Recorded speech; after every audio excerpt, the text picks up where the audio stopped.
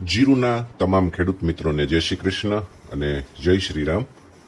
ખેડૂત મિત્રો, આ ચેનલમાં નવા હો તો સબસ્ક્રાઇબ કરી લેજો, કારણ કે બધા વિડીયો જોવે છે પણ સબસ્ક્રાઇબ અને લાઇક નથી કરતા. તો એટલે વિનંતી સાથે જીરુની બજારમાં શું થઈ શકે ગઈકાલની તેજી પછી એની વાત કરવાની છે. અત્યારે સમય થયો છે 9:30 વાગ્યાનો અને વાયદા બજારો હજી શરૂ નથી થયા ત્યારે આ વિડીયો બની રહ્યો છે. પણ હંમેશા ચાર્ટના લેવલ જે છે એ બંધ ભાવથી થતા હોય છે, એટલા માટે વિડીયો તમને આપી રહ્યો છું. આજની પરિસ્થિતિ આપણે દિવસ દરમિયાન વિડીયો બનાવીએ એની અંદર આપતા રહેશું શું થાય છે.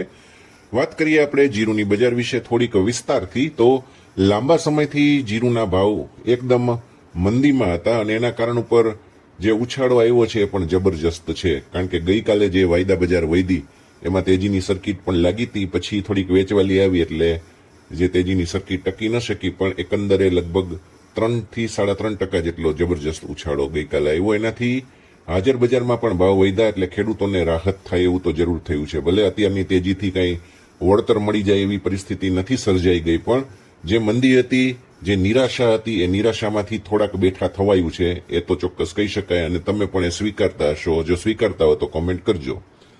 મિત્રો, જે બજાર એકદમ નીચી હતી અને પછી ઉછાળો આવશે એ પ્રકારની ધારણા મેં આ ચેનલ ઉપર ઘણી વખત રજૂ પણ કરી હતી. જે ખેડૂત મિત્રો નિયમિત જોવે છે એમને ખ્યાલ હશે.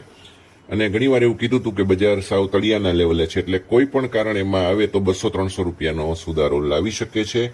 અત્યારે વાત કરું તો લગભગ 200 થી 250 રૂપિયાનો સુધારો અલગ અલગ વેરાયટીઓમાં ચોક્કસ થઈ ગયો છે.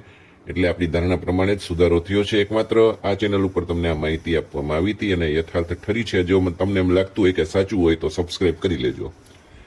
જે બની ગયું એની અંદર હવે આપણને રસ નથી, કારણ કે હવે જે બની શકે છે કે હવે શું થશે એ જાણવાની સૌને ઉત્કંઠા હોય, સૌને તાલાવેલી હોય છે, અને એના વિશે આપણે આ વિડીયોમાં વાતચીત કરવી છે. એ પહેલા હું તમને કહી દઉં કે વાયદા બજારમાં 200 રૂપિયા પ્રતિ મણ જેવો સુધારો થયો, એની અસરથી 150 રૂપિયા જેવું બજાર હાજરમાં પણ વધ્યું છે. ગઈકાલે વાયદા જે બંધ બજારે વધ્યા હોય હાજરમાં, એની અસર પણ આજે ચોક્કસપણે બજાર ખુલે એટલે જોવા મળશે. શું ભાવ ખુલે છે એ આપણે જોઈશું. લગભગ આજે પણ 50-60 રૂપિયા બજાર કદાચ ઊંચે હશે. જીરુના ભાવની વાત કરીએ. સિંગાપોર ક્વોલિટી, એટલા માટે સિંગાપોર ક્વોલિટીની વાત કરતો હોઉં છું કારણ કે બેન્ચમાર્ક એટલે કે એનાથી બીજા ભાવ નક્કી થતા હોય એવો આ ભાવ હોય છે નિકાસ ક્વોલિટીનો. તો એની વાત કરીએ. સિંગાપોર ક્વોલિટી 1%નો ભાવ 3,850 રૂપિયા સુધી ઘટી ગયો તો, થોડોક એનાથી પણ નીચે કદાચ ગયો તો થોડાક સમય માટે. પણ એ વખતે અને પછી પણ વારંવાર મેં તમને કીધું હતું આ ચેનલ ઉપરથી કે બોટમ લેવલ છે, ગમે ત્યારે ઉછાળો આવી શકે છે અને એ ઉછાળો અત્યારે આવી ગયો છે. અને સિંગાપોર ક્વોલિટીના ભાવ અત્યારે મને મળે છે ખાનગીમાં એ 4,100 રૂપિયા મળી રહ્યા છે, જે 3,850ના બોટમ લેવલથી અહીંયા સુધી પહોંચ્યા છે. આપણી ધારણા પ્રમાણે પહોંચ્યા છે. વાયદાની અસરથી કદાચ હજુ 101 રૂપિયાનો સુધારો આવી શકે. ઘટાડા તરફની વાત કરીએ તો પણ એ 100 રૂપિયા ગણીને ચાલવાનું રહેશે. સિંગાપોર ક્વોલિટી 1%માં 4,200 ખૂબ જ મહત્વનું લેવલ છે. હવે તમને વાત કરું છું ભવિષ્ય અંગેની, ખાસ ધ્યાન આપજો.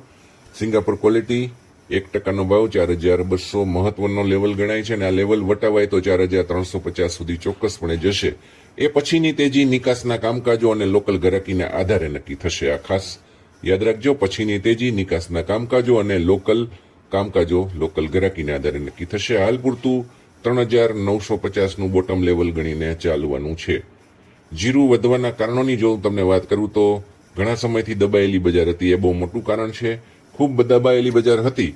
એ ઉપરાંત ગ્રાહકી પણ સાવ ઠપ જેવી હતી, જે ધીરે ધીરે થોડીક આ સુધારાની શરૂઆત થઈ એટલે શરૂ થઈ છે. બીજું, યુદ્ધ સમાપ્ત થાય એવા પૂરા સંકેતો છે. ભલે હજી જે કંઈ ઇઝરાયલ સાથેના વિવાદો છે એટલે જે ટ્રેડ ડીલ છે નક્કી નથી થતી, પણ હવે લગભગ પૂરું થઈ જશે એવું સૌને આશાવાદ બંધાણો છે. એટલે નિકાસની માંગ પણ ફરીથી ઉંચકાશે એવો આશાવાદ છે. નિકાસ ઉપરાંત જે ફ્રેટ વધી ગયા છે યુદ્ધને કારણે એ થોડાક નીચે આવી શકે છે. ક્રૂડ ઘટ્યું છે એટલે થોડુંક વહનનું ખર્ચ ઘટશે. તો બધાના આશાવાદ એ છે કે કદાચ નિકાસની માંગ ફરીથી આવે તો આયાતકાર દેશો પણ જે અત્યાર 3-4 મહિનાથી ચૂપ છે બધા ફરીથી આવી શકે. વાત આવે છે હવે પુરવઠો કેટલો હશે એની.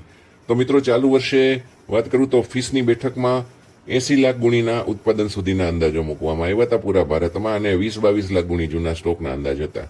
એ પૈકી લગભગ 32 થી 35 લાખ ગુણીની આવક થઈ ચૂકી હોવાનો અંદાજ મૂકવામાં આવે છે. ઘણા બધા વેપારીઓ પાસેથી આ આંકડા મેળવ્યા એ પછીનો અનુમાન તમને આપ્યું છે. તમારું અનુમાન જરૂરથી કહેજો. પણ હકીકત એ છે કે 80 લાખ ગુણીનો જે પાકનો અંદાજ છે બહુ ન્યુટ્રલ મૂકવામાં આવ્યો છે, તટસ્થ રીતે મૂકવામાં આવ્યો છે.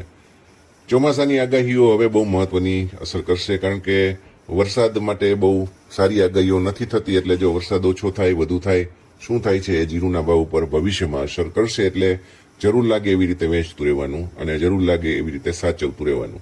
NCDX વાયદાની વાત કરીએ. બજારમાં વાયદામાં શું થઈ શકે ભવિષ્યમાં, તો જુલાઈ મહિનાના ફ્યુચર્સમાં મજબૂત અપ ટ્રેન્ડ ગઈકાલે જોવા મળ્યો. ધીમી શરૂઆત સોમવારે અને શુક્રવારે થઈ હતી, પણ તેજી ગઈકાલે વધારે આવી. જોરદાર તેજીથી રાહત ચોક્કસ થઈ છે. ચાર્ટનું માળખું જે અત્યારે બન્યું છે એ થોડોક હજી પણ સુધારો દર્શાવે છે. એટલે દિવસ દરમિયાન ઉપરના અને નીચેના સ્તર ગઈકાલે પેટર્ન જોવા મળી હતી, એ રીતે આજે પણ જોવા મળી શકે છે. એટલે થોડોક મજબૂત અપ ટ્રેન્ડ દેખાણો છે, તો બજારની સાચી દિશા હવે કદાચ નક્કી થશે. પણ હજી સુધારાની શક્યતા વચ્ચે મૂંઝવણના કારણો ઘણા મર્યાદિત છે. મૂંઝવણ એટલે કે ઘટાડાના કારણો મર્યાદિત છે. કેન્ડલ સ્ટિક ચાર્ટ પેટર્ન ઉપર જો જોઈએ તો 20,600 થી 20,700 વિસ્તારમાંથી જે બ્રેકઆઉટ આવ્યો છે સારી નિશાની માનવામાં આવે છે. 20,950 અને 21,000 ઉપર ટકાઉ સુધારો આવી શકે છે. અને 3-4 સત્રોમાં 3-4 દિવસમાં 21,000 જો બજાર થાય તો 21,150 અને 21,300 સુધી પણ તેજી લંબાઈ શકે છે. હું તમને ટેકારૂપ અને પ્રતિકારક સ્તરની વાત કરું તો ટેકારૂપ 20,760 છે અને 20,620 છે. આની નીચે જો જશે તો 20,200 સુધી જવાની શક્યતા ફરીથી રહેશે. જુલાઈ મહિનાની વાત કરું છું. પ્રતિકારક લેવલ 20,980 અને 21,300 છે, એ ઉપર જાય ત્યારે બની શકે. અને 21,300 ઉપર બજાર જાય તો 21,450નું લેવલ બને છે. ખાસ યાદ રાખજો મિત્રો. વિડીયો કેવો લાગ્યો જરૂર કોમેન્ટ કરો. સાથે સબસ્ક્રાઇબ કરવાનું ભૂલતા નહીં.